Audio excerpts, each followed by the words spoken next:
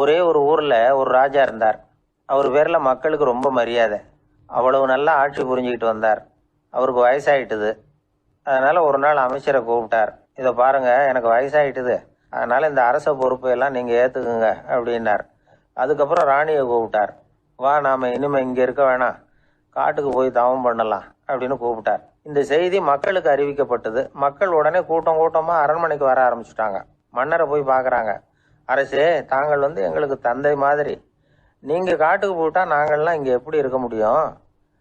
எங்களுக்கெல்லாம் எந்த துன்பமும் இல்லாம பாத்துக்கிட்டு வர்றீங்க. இது மாதிரியான ஒரு அரசாட்சி இல்லைன்னா மக்கள் வாழ்ந்து என்ன பயன் அப்படின்னாங்க. இருந்தாலும் என்ன பண்றது, வயசாயிட்ட காரணத்தினால இந்த முடிவுக்கு வர வேண்டி இருக்குது அப்படின்னாரா ராஜா. அப்படின்னா நீங்க காட்டுக்கு போக வேணாம், நாங்க போறோம். நாங்க அங்க போய் தவம் பண்றோம், வழிபாடு பண்றோம். கடவுள் வருவார், அவர்கிட்ட வரம் வாங்கிட்டு வந்துடுறோம் அப்படின்னாங்களாம். அப்படி சொல்லிவிட்டு உடனே எல்லாரும் காட்டுக்கு போனாங்க. நாட்டு மக்கள் எல்லாரும் ஒட்டு மொத்தமா காட்டுல உட்காந்துக்கிட்டு தவம் பண்றதை பார்த்தார் கடவுள். உடனே புறப்பட்டு வந்தார். எல்லாரும் இப்படி உட்காந்துருக்கிறீங்களே, என்ன வேணும் உங்களுக்கு அப்படின்னு கேட்டார். உடனே மக்கள் எல்லாரும் ஒரு குரல்ல சொன்னாங்க, சுவாமி, எங்கள் மன்னன் ரொம்ப நாளைக்கு நல்லபடியா இருக்கணும். அவர் மகிழ்ச்சியாகவும் உடல் நலத்தோடும் இருந்தாதான் நாங்க அமைதியா வாழ முடியும் அப்படின்னாங்க. சரி, அதுக்கு என்ன செய்யணும் அப்படின்னாரு ஆண்டவன். எங்க மன்னருக்கு இன்னும் ஒரு 100 வருஷம் ஆயுள கொடுங்க அப்படின்னாங்க. அவ்வளவுதானே, சரி அப்படியே ஆகட்டும் அப்படின்னு சொல்லிவிட்டு ஆண்டவன் போயிட்டார். மக்கள் மகிழ்ச்சியோட திரும்பி வந்தாங்க. மன்னா, கடவுள் வரம் கொடுத்துட்டார், நீங்க 100 வருஷம் வாழ போறீங்க அப்படின்னாங்க. இதை கேட்டதும் ராணி ராஜாவை வணங்கி, நான் தவம் செய்ய போறேன் அப்படின்னு புறப்பட்டாங்க. உடனே மக்கள் என்ன நினைச்சாங்க தெரியுமா? ஐயோ, நாம ராஜாவுக்கு மட்டும்தானே நீண்ட ஆயுள் வேணும்னு வரம் வாங்கினோம், ராணிக்கு வாங்கலையே, அதுதான் கோபத்துல புறப்பட்டாங்க போல இருக்கு அப்படின்னு நினைச்சு வருத்தப்பட்டாங்க. ஆனா ராணி நினைச்சது அது இல்லை. ராணி போய் தவம் பண்ணாங்க, கடவுள் காட்சி கொடுத்தார். இவங்க கேட்குறாங்க, சுவாமி, ராஜாவுக்கு மட்டும் 100 வருஷம் ஆயுள்னு வரம் கொடுத்துட்டீங்க, அப்படின்னா குடிமக்களும் 100 வருஷம் இருக்கணும். இப்படிப்பட்ட குடிமக்கள் இல்லைன்னா அப்படிப்பட்ட அரசன் இருந்து என்ன பிரயோஜனம் அப்படின்னாங்களாம். ஆண்டவன் பார்த்தார். சரி, அவங்களும் 100 வருஷம் வாழ்வாங்க, அது மட்டும் இல்லை, நீயும் 100 ஆண்டு காலம் வாழ வரமளிக்கிறேன் அப்படின்னு சொல்லிவிட்டு மறைஞ்சிட்டார். இதுல ஆண்டவன் வர்றதும் மறையறதும் முக்கியம் இல்லை. இதுல கவனிக்க வேண்டியது ஆள்கிறவனின் விசால மனம், குடிமக்களின் விசால மனம், ஆள்கிறவன் மனைவியினுடைய விசால மனம். இப்படி ஒரு நாடு இருந்துட்டுதுன்னா எப்படி இருக்கும் வாழ்க்கை நினைச்சு பாருங்க. அதனாலதான் பெரியவங்கள்லாம் சொல்றாங்க, இதய வாசல் திறந்தே இருக்கணும், இதயத்தின் கதவுகளை மூடாதீங்க அப்படின்னு சொல்லுவாங்க. என்கிட்ட ஒருத்தர் சொன்னார், என்னுடைய இதய வாசல் எப்பவும் திறந்தே தான் இருக்குதுன்னார். எதனால் அப்படி சொல்றீங்க அப்படின்னு கேட்டோம். டாக்டரே சொல்லிவிட்டார், என்னுடைய இதயத்துல ஒரு ஓட்டை இருக்குது அப்படின்னு, வாழ்வு சரியில்லையா அப்படிங்கிற. ஒரு காடு, நல்ல மரம்லாம் செழிச்சு இருந்தது. அப்படிப்பட்ட காட்டுல ஒரு சாது இருந்தார். அவர் எப்படின்னா எப்பவும் ஒரு மரத்தடியில் உட்காந்துருப்பார். ஏன்னா அவருடைய இருப்பிடமே அதுதான். அவர் என்ன பண்ணுவார், 3 கல் வச்சிருந்தார். செங்கல் மாதிரி இருக்கும், ஆனா அதை விட கொஞ்சம் பெருசா இருக்கும். எதுக்கு அந்த 3 கல்லுன்னா, அதுதான் அவருடைய படுக்கை. அதாவது தூங்குறப்ப ஒரு கல்லை தலைக்கு கீழே வச்சுக்குவார், இன்னொரு கல்லை இடுப்புக்கு கீழே வச்சுக்குவார், இன்னொரு கல்லை காலுக்கு கீழே வச்சுக்குவார். உடம்ப அப்படியே ஒரு தகட்டால மூடிக்குவார், அப்படியே தூங்கி போடுவார். மழை பெய்யுதுன்னு வச்சுங்க, அவர் உடம்பு 3 கல்லு மேல இருக்குதா, அதனால தண்ணி அடியில் ஓடி போடும், உடம்பு நனையாது. மேல தகடு இருக்கிறதுனால மழையும் உடம்புல படாது. அவர் தூக்கமும் கிடாது, நிம்மதியா தூங்குவார். பகல்ல அந்த 3 கல்லையும் ஒரு சேர ஒரு அடுப்பு மாதிரி வச்சு அது மேல உட்காந்துக்குவாரு. அதனால பாம்பு பூச்சி எதுவும் அவரை தொந்தரவு பண்றதில்லை, அது பாட்டுக்கு நடந்து போடும். அவர் பாட்டுக்கு நிம்மதியா இருப்பார். யாராவது எதையாவது கொண்டுட்டு கொடுத்தா அதை வாங்கி சாப்பிடுவார், அவ்வளவுதான். ஒரு நாள் அந்த நாட்டு அரசன் காட்டுக்கு வேட்டையாட வந்தான். அந்த வழியா வந்தப்போ இந்த சாது படுத்திருக்கிறத பார்த்தான், பரிதாபப்பட்டான். ஐயோ பாவம், இவர் இப்படி இந்த கல்லு மேல உடம்ப வச்சுக்கிட்டு தூங்குறாரு, என்ன பாடுபடுவார், இவரை நாம அரண்மனைக்கு அழைச்சிட்டு போய் சுகமா நிம்மதியா இருக்கிறதுக்கு வழி செஞ்சு கொடுப்போம், அது ரொம்ப நல்லா இருக்கும் அப்படின்னு நினைச்சான்.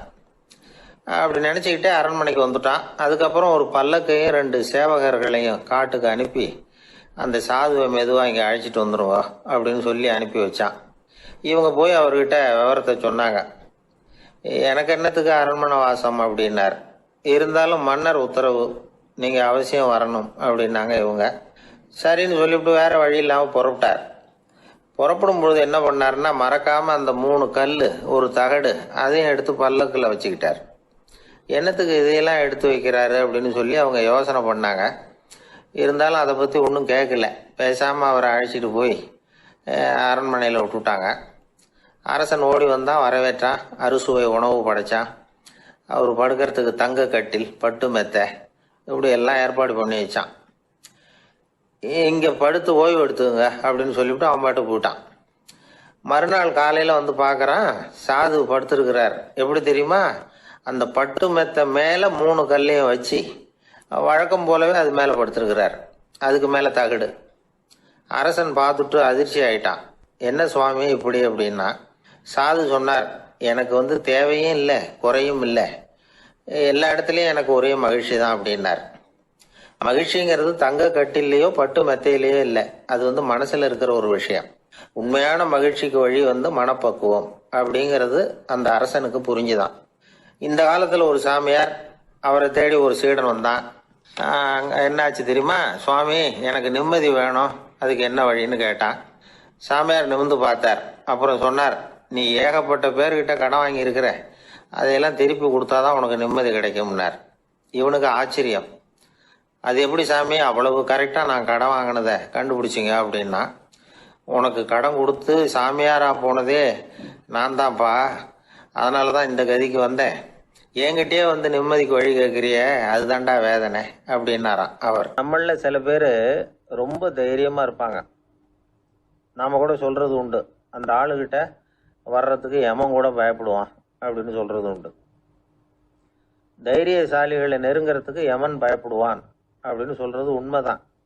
அது பொய் இல்லை. மன வலிமை இருக்கு பாருங்க, அது மனுஷனை காப்பாற்றும். இது வந்து மருத்துவ ரீதியான உண்மை. உடல் கோளாறுகள் மன ஆரோக்கியத்தை பாதிக்கும். மன எழுச்சி, மன போராட்டம், இதெல்லாம் வந்து உடல் இயக்கத்தில் மாறுதலை உண்டாக்குது. சில வகையான நோய்களுக்கும் மனசுக்கும் இருக்கிற சம்பந்தம் என்னங்கிறத பற்றியெல்லாம் இப்போ ஆராய்ச்சி பண்ணுறாங்க.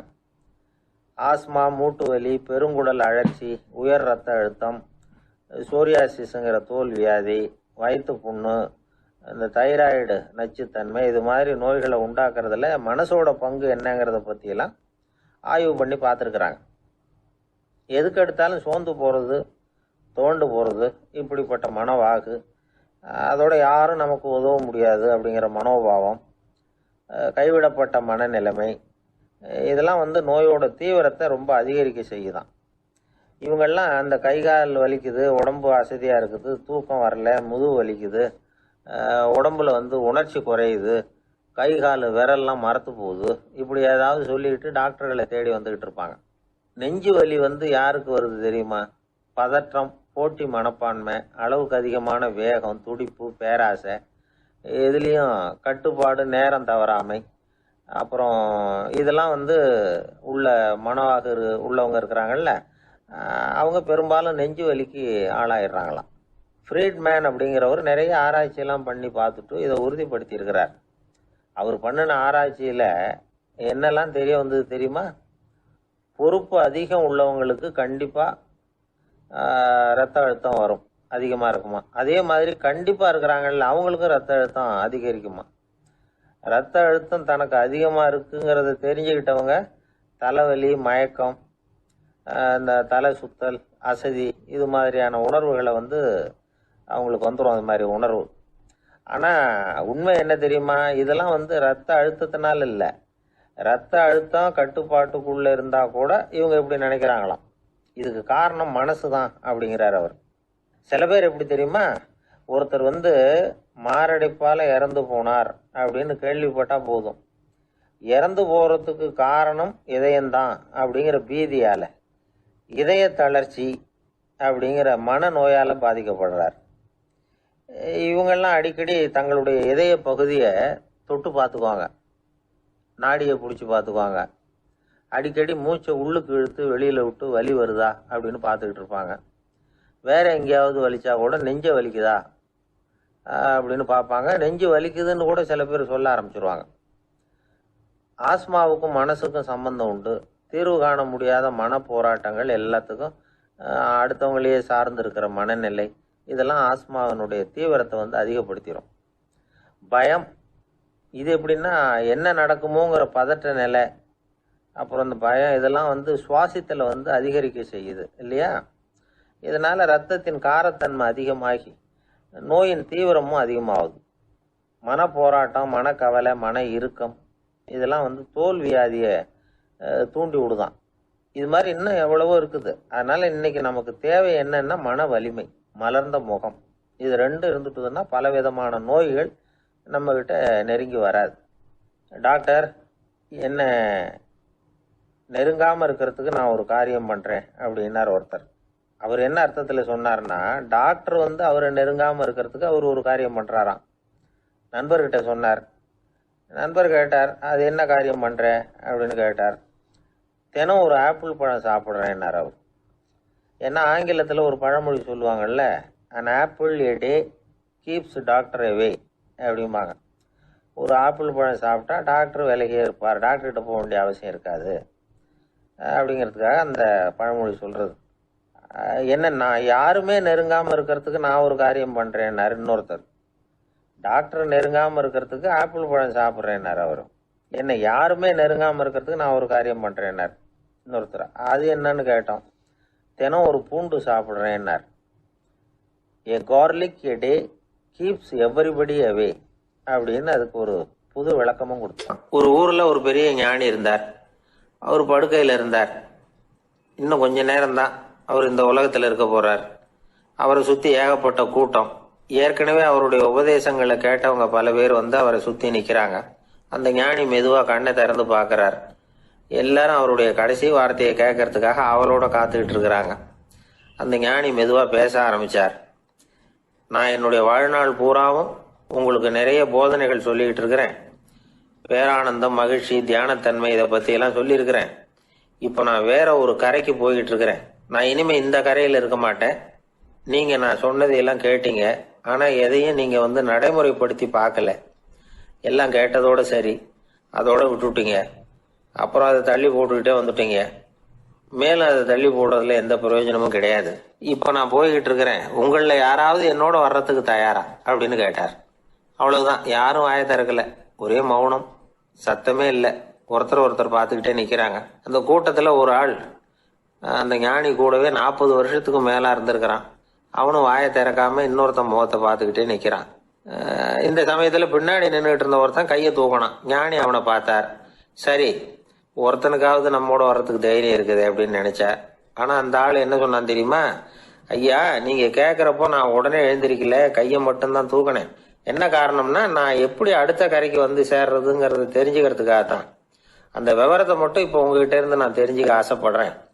ஏன்னா இப்போ நான் உங்க கூட வர்றதுக்கு தயாரா இல்லை. எவ்வளவோ காரியங்களை நான் இன்னும் இங்கே முடிக்க வேண்டி இருக்குது. வீட்டுக்கு ஒரு விருந்தினர் வந்திருக்கிறார். என்னுடைய இளைய மகனுக்கு கல்யாணம் பண்ணி வைக்கணும். அதனால இன்னைக்கு உங்க கூட வர முடியாது. அது மட்டும் இல்லை, இப்போ உங்க கூட அடுத்த கரைக்கு வந்தா திரும்பி வர முடியாதுன்னு வேற சொல்றீங்க. அதனால இப்போ நான் வரல. இன்னொரு நாள் நிச்சயமா நான் வர்றேங்க, உங்களை சந்திக்கிறேன். அதனால இப்போ நீங்க இன்னொரு தடவை எங்களுக்கு விளக்கமா சொல்லணும். ஏற்கனவே பல தடவை சொல்லியிருக்கிறீங்க. தயவு பண்ணி இப்போ ஒரு தடவை சொன்னீங்கன்னா சௌகரியமா இருக்கும். அந்த அடுத்த கரையை அடையிறது எப்படி, இப்போ ஒரு தடவை அதை விளக்கமா சொல்லிட்டீங்கன்னா நல்லா ஞாபகப்படுத்திக்குவேன். அது சரியான சமயம் வர்றப்போ இது எனக்கு உதவியா இருக்கும் அப்படின்னு நானா. ஆனா உண்மை என்ன தெரியுமா? அந்த சரியான சமயம் வரவே இல்லை அப்படிங்கிறது தான் உண்மை. இப்படி அந்த கதை முடியும். இந்த கதை அந்த ஒரு ஆளுக்கு மட்டும் இல்லை, கிட்டத்தட்ட எல்லாருக்குமே அது பொருந்தும் அப்படிங்கிறாங்க விவரம் தெரிஞ்சவங்க. எல்லாருமே அந்த சரியான தருணத்துக்காகத்தான் காத்துக்கிட்டு இருக்கிறாங்களாம். அதுக்காக ஜோசியம் பார்க்குறாங்க, கைரேகை பார்க்குறாங்க. நாளைக்கு என்ன நடக்குங்கிற ஆவலில் எல்லாரும் காத்துக்கிட்டு இருக்கிறாங்க. ஆனால் அந்த ஒரு நாள் ஒருபோதும் வரப்போறதில்லை.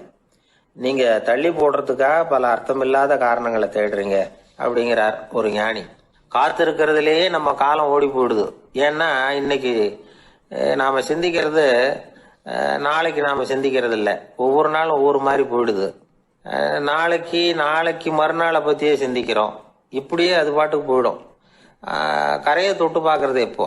இதுதான் கேள்வி. நமக்கு வேண்டியப்பட்ட ஒருத்தர் ஒரு ரயில்வே பிளாட்ஃபாரத்தில் நின்றுட்டு இருக்கிறார்.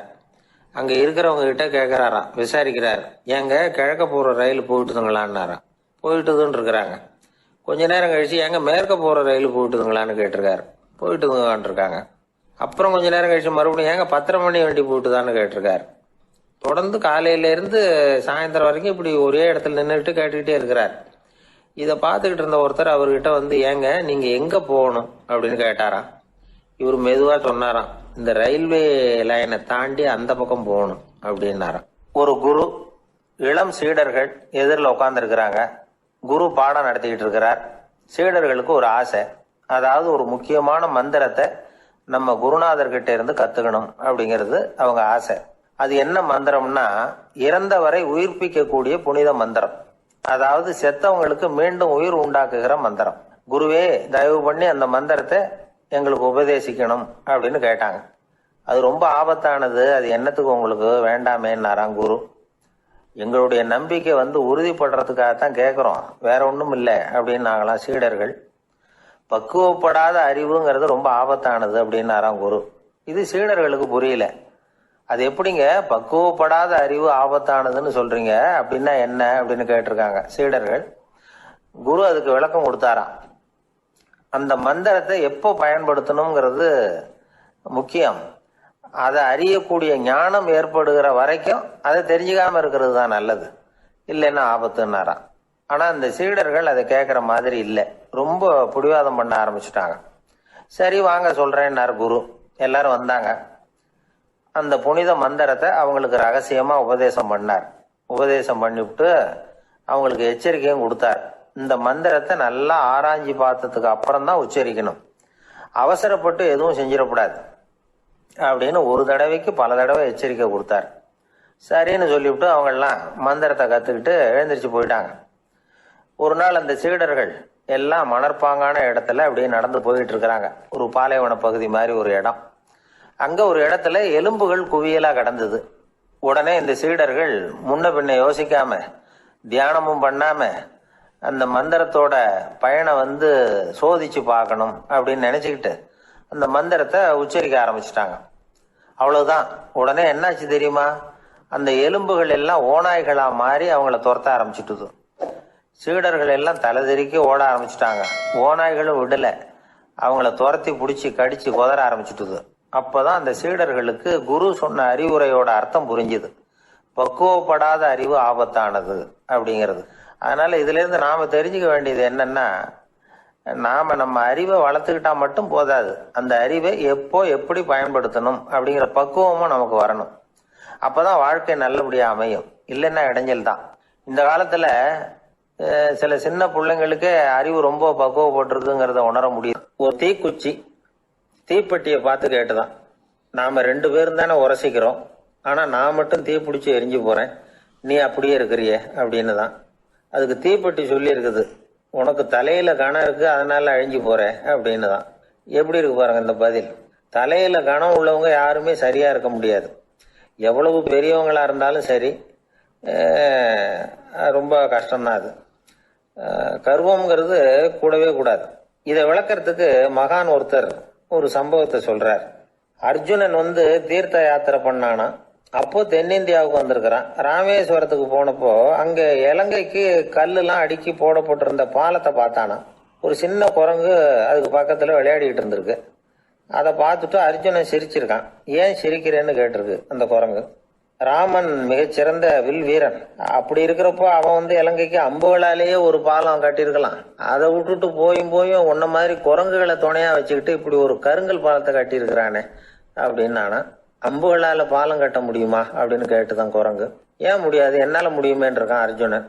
அம்பால பாலம் கட்டலாம், இருந்தாலும் என்ன மாதிரி குரங்குகள் ஏறி நடந்தா அது தாங்குமா? அதனாலதான் ராமர் கருங்கல் பாலமே கட்டினார் அப்படின்னு குரங்கு சொல்லிச்சான். அப்படியே சொல்ற, நான் வேணும்னா இப்ப அம்புகளாலேயே ஒரு பாலத்தை கட்டுறேன், நீ அது மேல ஏறி நடந்து பார். பாலம் விழுந்துட்டுதுன்னா நான் தீ மூட்டி அதுல குதிச்சு உயிர் தியாகம் பண்ணி விடுறேன் அப்படின்னு நான் ரொம்ப கோபமா. உடனே அந்த சின்ன குரங்கு பெரிய உருவம் எடுத்துட்டுதான். கையில கதையோட அர்ஜுனன் முன்னாடி நிக்கிறான் அனுமன். பார்த்தா என்னுடைய தலைவர் ராமரையா இழிவா பேசுற, நீ இப்போ பாலம் கட்டு, நான் என்னுடைய பலத்தை காட்டுறேன் அப்படின்னு அனுமன். அர்ஜுனன் தன்னுடைய காண்டிபத்தை எடுக்கிறான், சரமாரியா அம்புகளை விடுறான். அதெல்லாம் ஒன்னோட ஒண்ணு கோத்துக்கிட்டு அப்படியே பாலம் மாதிரி நிக்குது. அர்ஜுனன் தலை நிமிர்ந்து நின்னான். அனுமன் உயர கிளம்பி அங்கிருந்து பாலத்துல பொத்துன்னு இறங்கினான். பாலம் அப்படியே நொறுங்கி போச்சு தூள் தூளா. என்ன அர்ஜுனா, இப்ப என்ன செய்ய போற அப்படின்னா ஏளனமா. அர்ஜுனன் தலையை தொங்க போட்டுக்கிட்டான். சொன்னபடி தீ மூட்டி அதுல குதிக்கிறதுக்காக 3 தடவை சுத்தி வந்தான். அப்போ கிருஷ்ணர் அங்க வந்தார். என்ன அர்ஜுனா, என்ன நடக்குது, என்ன இது அப்படின்னு ஒன்றும் தெரியாத மாதிரி கேட்டார். அர்ஜுனன் வாயை திறக்கிறதுக்கு முன்னாடி அனுமன் வாயை திறந்தான், நடந்ததை சொன்னான். அர்ஜுனன் சவால் விட்டபடி உயிர் திறந்தே ஆகணும்னா அனுமன். கிருஷ்ணர் யோசனை பண்ணார். நல்லது, இந்த சவால் விட்டதுக்கும் நடந்ததுக்கும் யார் சாட்சி? பெரிய ஒருத்தரை சாட்சியா வச்சுக்கிட்டல்லவா நீங்க இந்த போட்டியை நடத்தி இருக்கணும் அப்படின்னார். அதனால என்ன, இப்ப மறுபடியும் அந்த போட்டியை நடத்தி விட்டா போச்சு, என்னால் அந்த அம்பு பாலத்தை நொறுக்க முடியாதா அப்படின்னு அனுமன். சரி, இப்ப மறுபடியும் அது நடக்கட்டும்னார் கிருஷ்ணர். அர்ஜுனன் அம்பு பாலம் அமைச்சான். அனுமன் ஏறி குதிச்சான். பாலம் அசைஞ்சு கொடுக்கவே இல்லை, அவ்வளவு உறுதியா இருக்கு. இப்ப அனுமன் தலையை குனிஞ்சுக்கிட்டான். அர்ஜுனன் நன்றியோட நிமிர்ந்து பார்த்தான். கிருஷ்ணருடைய தோள்கள்லையும் முதுகள்லையும் ரத்தம். என்ன சுவாமி, என்ன நடந்ததுன்னு நான் பதறி போய், உன் அம்பு பாலத்தை நான் தான் முட்டு கொடுத்து தாங்கிட்டு இருந்தேன். அனுமன் குதிச்சப்போ என் மேல ஏற்பட்ட காயங்கள் இவை. பின்ன உன்னுடைய அம்பு பலத்தினாலியா பாலம் நின்னுதுன்னு நினைக்கிற அப்படின்னாராம். முதல்ல அர்ஜுனன் அப்புறம் அனுமன் 2 பேருக்குமே கர்வ பங்கம் ஆயிட்டுதான். அதாவது அவங்க கிட்ட இருந்த கர்வம் போயிட்டுது. யாரா இருந்தாலும் கர்வம் கூடாதுங்கிறத இதுல இருந்து நாம புரிஞ்சுக்கணும். இந்த காலத்துல நாமெல்லாம் எந்த விஷயத்துக்கெல்லாம் கர்வப்பட்டு இருக்கோம் தெரியுமா?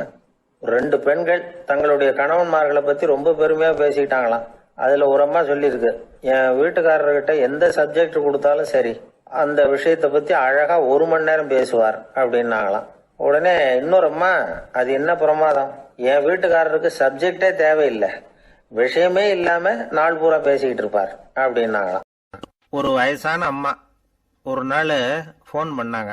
ஐயா, நான் இந்த தகவல் நிகழ்ச்சியை தினமும் கேட்குறேன், உங்ககிட்ட ஒரு கேள்வி கேட்கணும் அப்படின்னாங்க. என்னங்க அப்படின்னோம்.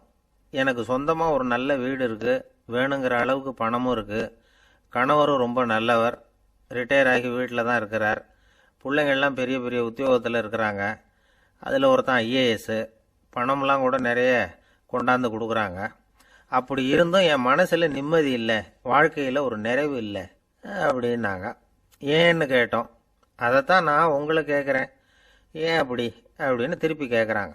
எங்களுக்கு ஒன்றும் புரியல, கொஞ்ச நேரம் குழம்பி போயிட்டோம். இருந்தாலும் அதை அவங்கக்கிட்ட காட்டிக்காம கொஞ்சம் சாமர்த்தியமா, ஏம்மா உங்கள் மனசில் நீங்கள் ஏதோ ஒன்று எதிர்பார்க்குறீங்க, அது நிறைவேறல அப்படி தானே அப்படின்னு கேட்டோம். ஆமாம் அப்படின்னாங்க. அதுக்கப்புறம் அவங்கக்கிட்ட கொஞ்சம் மனம் விட்டு பேசுகிறப்போ தானாக விஷயம் வெளியில் வந்தது. அதாவது அவங்க பிள்ளைங்க பெரிய பெரிய உத்தியோகத்தில் இருக்கிறதுனால அவசர அவசரமாக பார்த்துட்டு ஓடுறாங்களாம். ஆசையாக அம்மான்னு கூப்பிட்டுக்கிட்டு கிட்ட உட்காந்து கொஞ்ச நேரமாவது என்கிட்ட பேசினா தானே என் மனசு கொஞ்சம் நிம்மதியாக இருக்கும், அது அவங்களுக்கு தெரிய மாட்டேங்குதே அப்படிங்கிறாங்க. இதுதான் அவங்களுடைய ஏக்கம். இந்த ஏக்கம் அந்த தாயின் மனசில் இருந்துக்கிட்டு இருக்குது. இப்படி மகனுடைய அன்புக்காக மட்டுமே ஏங்குற தாய்மார்கள் பல பேர் இருக்கிறாங்க இந்த உலகத்தில். இதை நினைக்கிறப்போ ஒரு வெளிநாட்டு நாடோடி கதை ஞாபகத்தில் வருது. அதாவது கடவுள் படைப்பு தொழிலில் ரொம்ப மும்முரமாக ஈடுபட்டுக்கிட்டு இருந்தாராம். மீன்களை படைச்சாராம், பறவைகளை படைச்சாராம், விலங்குகளை படைச்சாராம். அவருக்கு திருப்தி ஏற்படலை. அதுக்கப்புறம் மனிதர்களை படைச்சிருக்கிறார். அப்பவும் அவருக்கு மன நிறைவு ஏற்படலையா. கடைசியாக தன்னுடைய சக்தி முழுசையும் பயன்படுத்தி குறையே இல்லாத அளவுக்கு ஒரு படைப்பை உருவாக்கினாராம். அந்த உன்னதமான ஒரு படைப்பு அதுதான் பெண், அதாவது தாய். இப்படி உருவாக்கி எல்லாரையும் இந்த உலகத்தில் விட்டுவிட்டாராம். அதுக்கப்புறம் கொஞ்ச காலம் கழித்து தன்னுடைய தேவியை அழைச்சிக்கிட்டு இந்த பூலோகத்துக்கு வந்திருக்கிறார். தன்னுடைய குறையில்லாத படைப்பாகிய பெண்ணை பார்த்தாராம். ஏம்மா, உனக்கு இன்னும் ஏதாவது குறை இருந்தால் சொல்லு, அதையும் நிவர்த்தி பண்ணி விடுறேன் அப்படின்னாராம். அந்த அம்மா பார்த்துருக்காங்க. சுவாமி, எனக்கு நீங்கள் கொடுத்துருக்கிறது 2 கை, என்னுடைய பிள்ளைகளுக்கு சேவை செய்கிறதுக்கு இந்த 2 கை பத்தலை, அதனால் இன்னும் ஒரு 2 கை கொடுத்தா தேவலை அப்படின்னாங்களாம். கடவுள் பார்த்தார். அதனால் என்ன, அப்படியே செஞ்சு விடலாம், இதோ அதுக்கான வரம் கொடுத்துட்டேன் அப்படின்னார். அந்த அம்மாவுக்கு இப்போ 4 கை ஆயிட்டுது. 4 கையாலையும் குழந்தைகளுக்கு சேவை செய்ய ஆரம்பிச்சிட்டாங்க. கடவுள் திருப்தியாக திரும்பி போனார். அதுக்கப்புறம் கொஞ்ச காலம் கழித்து மறுபடியும் திரும்பி வந்தார் தேவியோட. பெண்ணை பார்த்தார். இப்போ என்னம்மா சந்தோஷம் தானே அப்படின்னாராம். அதுக்கு அந்த அம்மா, சந்தோஷம்தான், இருந்தாலும் இப்போ எனக்கு இருக்கிற 2 காலும் போதில்லை, இன்னும் ஒரு 2 கால் இருந்தால் தேவையில்லை, நிறைய ஓடி ஆடி பிள்ளைகளுக்காக வேலை செய்ய வேண்டியிருக்குது அப்படின்னாங்களாம். சரின்னு சொல்லி 4 கால் இருக்கிறது மாதிரி செஞ்சுட்டு போயிட்டார் கடவுள். மறுபடியும் கொஞ்ச நாள் கழித்து தேவி சொன்னாங்க கடவுள்கிட்ட, நீங்கள் என்னதான் முயற்சி பண்ணினாலும் முழுமையான ஒரு படைப்பை உங்களால் உருவாக்க முடியாது, அப்படிதான் நான் நினைக்கிறேன் அப்படின்னாங்களாம். அப்படியா சொல்கிறேன், வா அந்த பொண்ணை பார்த்துட்டு வருவோம் அப்படின்னு புறப்பட்டு இங்கே வந்தாங்களாம். இங்கே வந்து பார்த்தா 4 கால் 4 கையோடு அந்த பொண்ணு ஒரு செவுத்துல சாஞ்சி உட்காந்து அழுதுகிட்டு இருக்குது.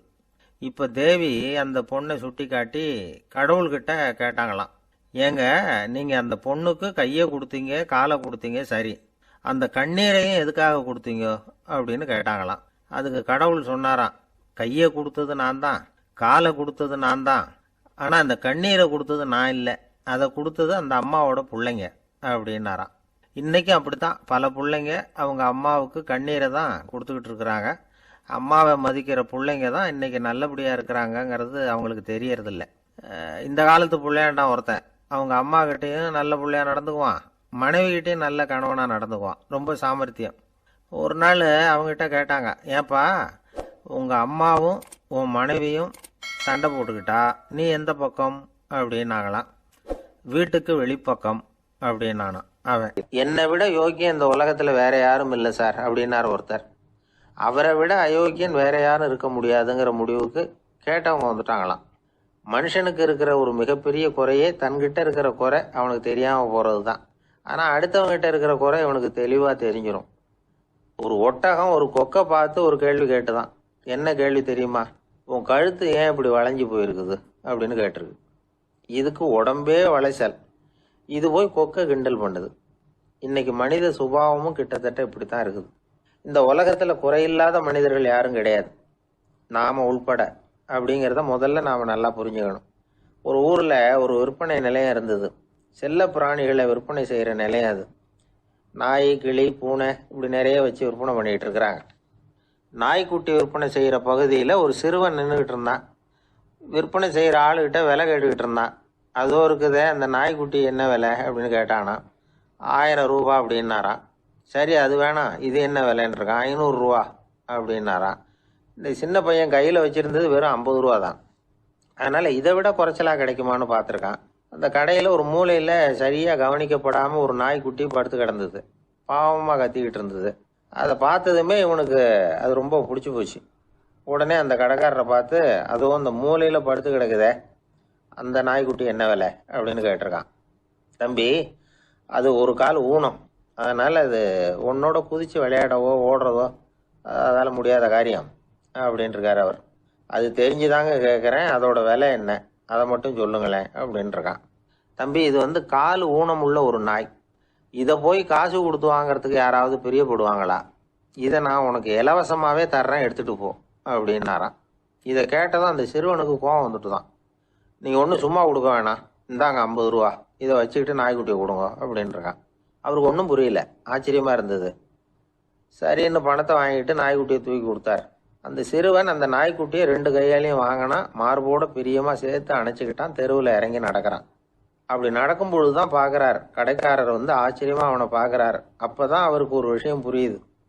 அந்த சிறுவன் தெருவில் நாய்க்குட்டியை மார்போடு அணைச்சிக்கிட்டு விந்தி விந்தி நடந்து போய்கிட்டு இருக்கிறான். ஆமாம், அவனுக்கும் ஒரு கால் ஊனம். இந்த நாய்க்குட்டியை யாருமே வாங்க மாட்டாங்கன்னு நினச்சிக்கிட்டு இருந்தார். குறையுள்ள அதுக்கும் ஒரு எஜமானன் கிடைச்சிட்டான். அதனால் ஊனம் ஒரு குறை இல்லை அப்படிங்கிற உண்மையை அந்த கடைக்காரர் புரிஞ்சுக்கிட்டாராம். நம்மால் ஒருத்தர் கொஞ்சம் வயசானவர், எழுந்திரிச்சு சரியாக நடக்க முடியாது, சாய்வு நாற்காலியிலேயே எப்பவும் உட்காந்துருப்பார். அவர் தனக்கு துணையாக ஒரு நாயை பக்கத்தில் வச்சுருந்தார். அதுவும் ரொம்ப வயசான ஒரு நாய், எழுந்திரிக்கவே சிரமப்படும், நடக்கவும் முடியாது. அவர் பக்கத்துலேயே இதுவும் சோர்ந்து போய் படுத்து கிடக்கும். அந்த பெரியவரை பார்க்க வந்த ஒருத்தர் கேட்டார், ஏங்க ஒரு சின்ன பையனை உங்களுக்கு துணையாக வச்சுக்க கூடாதா? இந்த நாயை உங்களுக்கு பாதுகாப்பாக வச்சுருக்கிறீங்களே, உங்களுக்கு ஒரு ஆபத்துன்னா இது எப்படி உங்களுக்கு உதவ முடியும் அப்படின்னார். அப்போ அவர் சொன்னாராம், எனக்கு ஒரு ஆபத்துன்னா அந்த சமயத்தில் இந்த நாய் என்னை தனியாக விட்டுட்டு ஓடி போயிடாமல் இருக்கணும்ல, அதுக்காக தான் இதை நான் வச்சிருக்கிறேன் அப்படின்னு. நம்பிக்கை இல்லைன்னா இந்த உலகத்தில் நாம் நடமாடவே முடியாது. அவநம்பிக்கையோடு இருந்துக்கிட்டு இருந்தா என்னைக்கும் அவஸ்தை தான். நாம் நம்புறது நடக்குதோ இல்லையோ அது வேற விஷயம். ஆனால் எதையும் நம்பி தான் நாம் அடி வைக்க வேண்டியிருக்கு. வேற ஒன்றும் வேணாம், ஒரு லாட்ரி சீட்டு வாங்குறோம், அது எங்கே நமக்கு விழப்போகுது அப்படிங்கிற அவநம்பிக்கையோடவா வாங்குறோம். பரிசு நமக்கு தான் அப்படிங்கிற நம்பிக்கை உள்ளூர இருக்கிறதுனால தான் அதை வாங்குறோம். இருந்தாலும் முடிவு வேற மாதிரி ஆயிடுது. அதுக்காக மனசு சோர்ந்து போறதில்ல, அடுத்த மாசமும் சீட்டு வாங்குறோம். இந்த நம்பிக்கை தான் மனித வாழ்க்கைக்கு ஆதாரம். ஒரு கடையில் போய் டீ சாப்பிட்றீங்க, அந்த டீ நல்ல டீ தானா, அதில் விஷம் கலந்துருக்குமா அப்படிங்கிற சந்தேகம் வந்துட்டுதுன்னு வச்சுங்க. அதுக்கப்புறம் அதை எப்படி நீங்கள் சாப்பிட முடியும்? நம்பி தான் சாப்பிட்ணும். ரயில் ஒழுங்காக போய் சேருங்கிற நம்பிக்கை இருக்கிறதுனால தான் அதில் ஏறி உட்காடுறோம். லெட்டர் ஒழுங்காக போய் சேருங்கிற நம்பிக்கை இருக்கிறதுனால தான் பெட்டியில் போடுறோம். சரி, நம்ம கதையெல்லாம் நம்மளோட இருக்கட்டும். மனித நம்பிக்கை எந்த அளவுக்கு உறுதியாகவும் அறிவுபூர்வமாகவும் இருக்கணுங்கிறதுக்கு அலெக்சாண்டர் வாழ்க்கையில் நடந்த ஒரு சம்பவத்தை உதாரணமாக சொல்லலாம். இந்த உலகத்தையே ஜெயிக்கணும்னு புறப்பட்டார் அலெக்சாண்டர். ஒரு கட்டத்தில் அவர் சிட்னஸ் நதி கரைக்கு சேர்ந்தார். அந்த சமயத்தில் அவருக்கு கடுமையான நோய் வந்துட்டுது. அவர் கூடவே வந்திருந்த கிரேக்க வைத்தியர்கள் என்னென்னமோ முயற்சியெல்லாம் பண்ணி பார்த்தாங்க. இருந்தாலும் அலெக்சாண்டருக்கு வந்திருக்கிறது என்ன நோய்ங்கிறத அவங்களால கண்டுபிடிக்க முடியல. ஏன்னா அந்த பகுதியில் உள்ளவங்களுக்கு மட்டுமே அதிகமாக வரக்கூடிய ஒரு வினோதமான நோயாக இருந்தது அது. ஆனால் அவர் இருக்கிற இடம் எதிரியோட இடம், பாரசீக மன்னனோட ஆளுகைக்கு உட்பட்ட இடம். என்ன பண்ணுறது அப்படின்னு எல்லாரும் யோசனை பண்ணாங்க. பாரசீக மன்னனோட அரண்மனையில் இருக்கிற வைத்தியர் வந்தால் இந்த நோயை குணப்படுத்தி விடுவார் அப்படின்னு சொன்னாங்க. இருந்தாலும் எதிரியோட நாட்டில் இருக்கிற வைத்தியரை கூப்பிட்டு எப்படி நம்பி வைத்தியம் பார்க்க சொல்றது அப்படின்னு சொல்லி எல்லாரும் தயங்கினாங்க. ஆனால் அலெக்சாண்டர் தயங்கலை. பரவாயில்ல, அழைச்சிட்டு வாங்கன்னு விட்டார். உடனே அவரை போய் அழைச்சிட்டு வந்துட்டாங்க. அவர் வந்தார். அலெக்சாண்டர் உடம்பை பரிசோதனை பண்ணி பார்த்தார். சரி, இதை குணப்படுத்தி விடலாம், பயப்பட வேண்டியதில்லை. ஆனால் இதுக்கு ஒரு மூலிகை ரசம் தயார் பண்ணி கொடுக்கணும். நான் போய் அதை தயார் பண்ணிட்டு 2 நாளில் திரும்பி வந்துடுறேன் அப்படின்னு சொல்லிவிட்டு போனார் அந்த வைத்தியர். அதே மாதிரி 2 நாளில் திரும்பி வந்தார் மூலிகை ரசத்தோட. இதுக்கு இடையில அலெக்சாண்டரோட தளபதிகளில் ஒருத்தர் ரகசியமாக ஒரு எச்சரிக்கை கடிதம் கொடுத்து அனுப்பியிருக்கிறான். அதை வாங்கி என்ன விஷயம்னு பார்த்தார். இப்போ உங்ககிட்ட வந்திருக்கிற எதிரி நாட்டு வைத்தியரை நம்பாதீங்க, அவன் கொண்டுகிட்டு வந்திருக்கிற மூலிகை ரசத்தில் விஷம் கலந்துருக்குது அப்படின்னு அதில் எழுதியிருக்கு. அதை பார்த்தார் அலெக்சாண்டர். இருந்தாலும் கொஞ்சம் கூட அலட்டிக்கல. வைத்தியர் கொடுத்த மருந்தை வாங்கி கடகடன்னு குடிச்சுட்டு அதுக்கப்புறம் அந்த கடிதத்தில் இருந்த விஷயத்தை அந்த வைத்தியர்கிட்ட சொன்னார். வைத்தியர் தகைச்சு போயிட்டார். தன் மேலே அலெக்சாண்டர் வச்சிருக்கிற நம்பிக்கையை பார்த்து அவருக்கு ரொம்ப வியப்பு. வைத்தியர் உண்மையிலேயே நல்ல மருந்து தான் கொண்டுட்டு கொடுத்துருக்கிறார், அதில் விஷம்லாம் எதுவும் கலக்கல.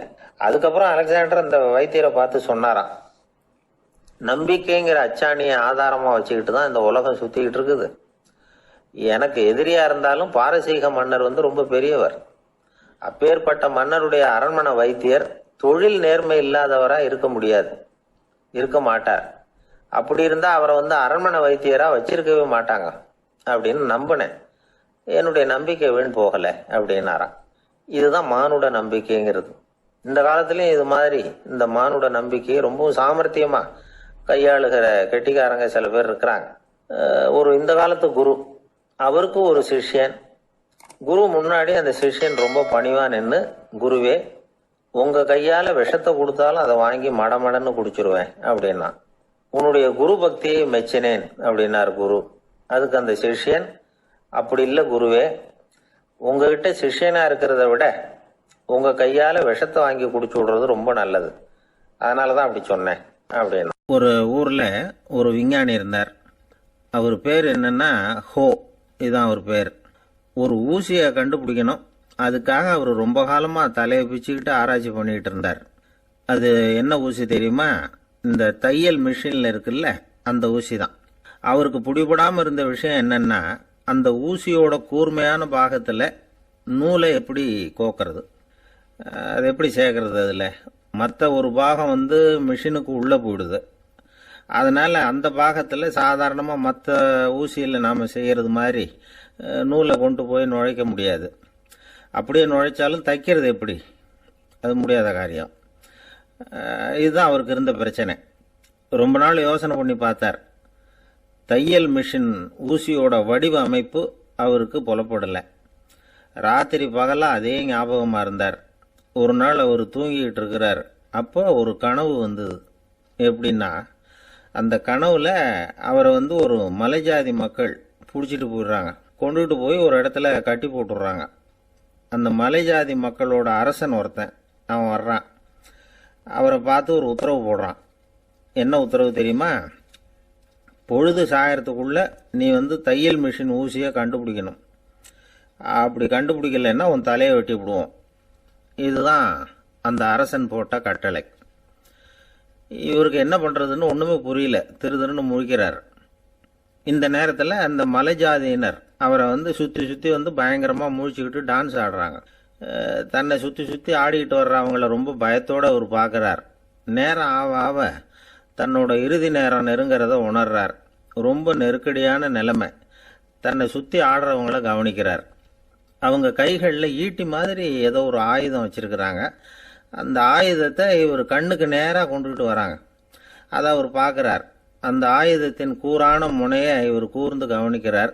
அந்த கூரான முனையில் ஒரு சின்ன துவாரம் தெரியுது. உடனே அவருக்கு பளிச்சுன்னு ஒரு ஐடியா உதயமாகுது. இதைத்தானே இவ்வளவு காலமும் நான் தேடிக்கிட்டு இருந்தேன். கூரான முனையில் ஒரு சின்ன துவாரத்தை போட்டுட்டா அது மூலமாக நூலை செலுத்தி மறுமுனையை மிஷினில் வச்சுடலாமே. தையல் மிஷின் ஊசி ரெடி அப்படின்னு நினைச்சார். திடீர்னு தூக்கம் கலைஞ்சது.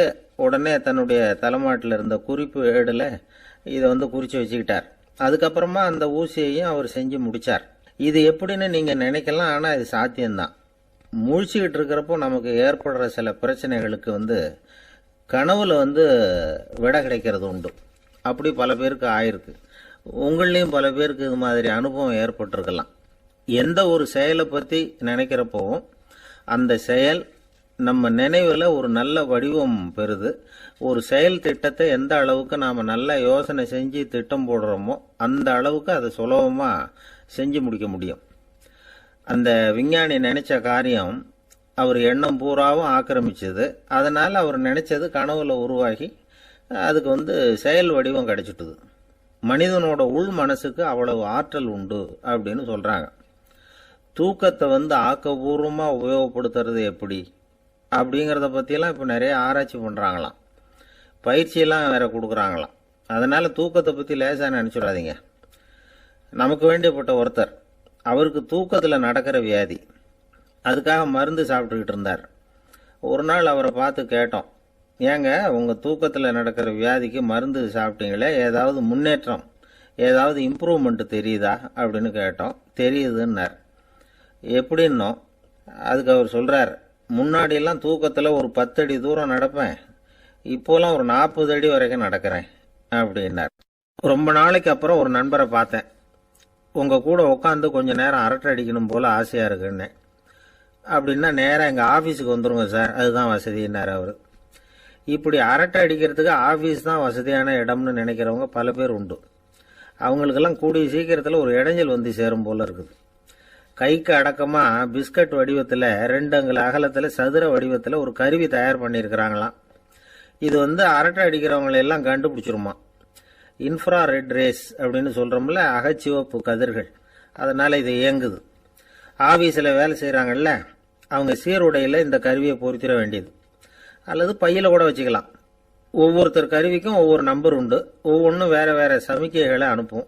இதை ஒரு கம்ப்யூட்டர் பதிவு பண்ணிக்கும். அந்த ஊழியர் எங்கே போனாலும் அதை இது பதிவு பண்ணிகிட்டே வரும். வராண்டாவில் இருக்காரா, கேன்டீனில் இருக்காரா, பாத்ரூமில் இருக்காரா, எல்லாம் பதிவாயிடும். பல ஊழியர்கள் ஒரே இடத்துல கூடி கும்பலாக இருந்தாலும் சரி, ஆஃபீஸுக்குள்ளேயே யாரும் போகக்கூடாத முக்கியமான இடத்துல ஒருத்தர் ரகசியமாக போனாலும் சரி, கம்ப்யூட்டர் காட்டி கொடுத்துரும். மேல்நாடுகளில் பல ஆஃபீஸ்களில் இப்போ இதை பயன்படுத்துகிறாங்களாம். இந்த கருவியை அணிஞ்சிருக்கிறவர் தனக்குரிய இருக்கையில் அமர்ந்த உடனே அவர் மேஜையில் இருக்கிற கம்ப்யூட்டர் அவரோட வருகையை பதிவு பண்ணிக்கும். சரி, இந்த கருவியை யாருக்கும் தெரியாமல் வெளியில் எடுத்து வச்சுட்டு ஏமாற்றி விடலாம்னு நினைச்சாலும் அதுவும் முடியாத காரியமா. நம்ம ஊருக்கு இந்த கருவி வந்தால் நல்லது தான். ஆஃபீஸில் வேலை செய்யாமல் அடுத்தவங்க அறைக்கு போய் அரட்டை அடிக்கிறது, ரகசிய கோப்புகள் வச்சிருக்கிற அறைகளுக்குள்ளே போய் நோட்டம் பார்க்கறது, இதையெல்லாம் கட்டுப்படுத்தி விடலாம்ல. சில பேர் வேணும்னே வேலை நேரம் பார்த்து பாத்ரூம் எங்கே இருக்குன்னு தேடி போயிடுறது உண்டு. அவங்களையெல்லாம் இது சுலபமாக கண்டுபிடிச்சி சொல்லிவிடும். இந்த கருவியால் வேறு சில பிரயோஜனமும் இருக்குது. ஒரு பெரிய அதிகாரி ரூமுக்குள்ளே குறிப்பிட்ட சில பேர் தான் போகணும் நுழையணும்னு வச்சுங்களேன். அதுக்கு தகுந்த மாதிரி செட் பண்ணி வச்சுக்கலாம். அப்படி வச்சுட்டா அந்த குறிப்பிட்ட சில பேர் தான் அந்த கதவை திறக்க முடியும். அதே மாதிரி பணம், நகை, இது மாதிரி விலை உசந்த பொருள்கள் இருக்கிற அறைக்குள்ளே குறிப்பிட்ட ஒரு சிலர் மட்டும்தான் போயிட்டு வர்றது மாதிரி நாம் பண்ணிக்கலாம். இப்போ பிரிட்டனில் பல இடங்களில் இந்த கருவியை சோதனை முறையில் பயன்படுத்திக்கிட்டு வராங்களாம்.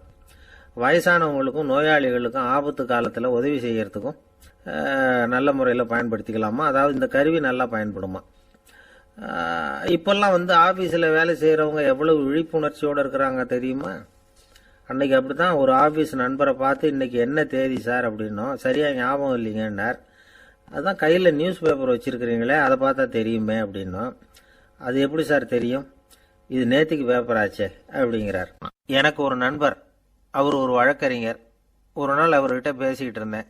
அப்போ கேட்டேன், ஏன் சார் நீங்கள்லாம் கோர்ட்டில் வாதாடுறப்போ கருப்பு நிற அங்கி அணியிறீங்களே, அதுக்கு என்ன காரணம், சட்டத்துக்கும் கருப்பு கலருக்கும் என்ன சம்பந்தம் அப்படின்னு கேட்டேன். அது ஒரு சுவாரஸ்யமான கதைன்னார் அவர். சொல்லுங்களேன் அப்படின்னு அவர் சொன்னார்.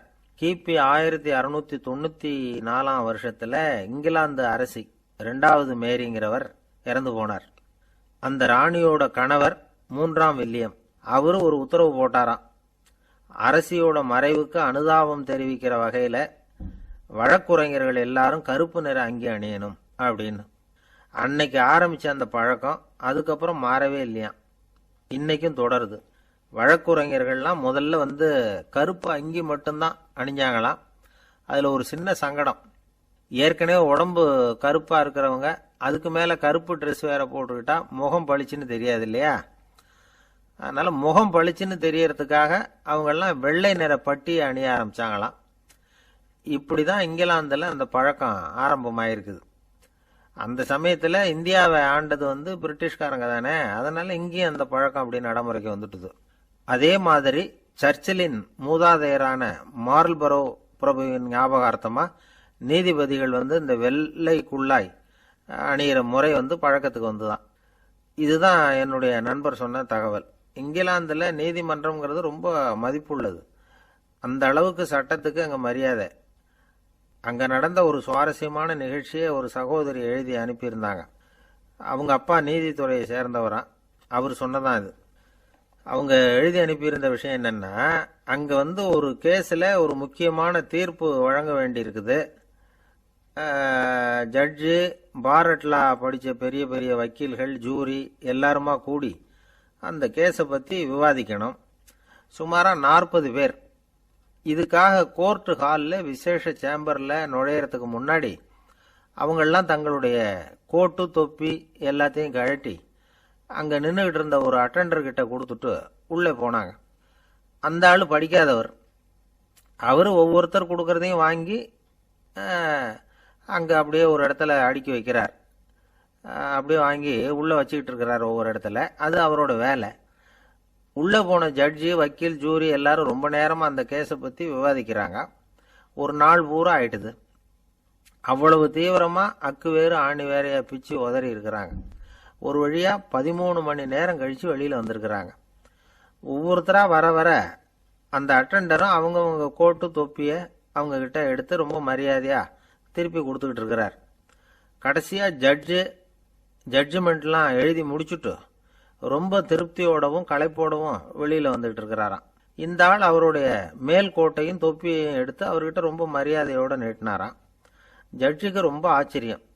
இந்த ஆள் எப்படி இவ்வளவு பேரோட கோட்டு, தொப்பி எல்லாத்தையும் ஞாபகம் பேசகாம திருப்பி கொடுக்குறார் அப்படிங்கிறது அவருக்கு ஆச்சரியம். அதனால் அவர் அந்த ஆளை பார்த்து கேட்டாராம், ஏப்பா இந்த கோட்டை கொடுக்குறியே, இது என்னோடது தானா, என்னோடது தான்னு உனக்கு எப்படி தெரியும் அப்படின்னாராம். இதுக்கு அந்த பியூனு ரொம்ப பதவிசா பதில் சொன்னாராம், ஐயா இந்த கோட்டு ஹேட்டை உங்ககிட்ட வாங்கி மாட்டினேன், இப்போ திரும்ப உங்ககிட்ட தரணும், தந்துட்டேன், இதுதான் என்னோட வேலை, மற்றபடி இது உங்களோடதா இல்லையா அப்படிங்கிறதெல்லாம் எனக்கு தெரியாதுங்க அப்படின்னார்.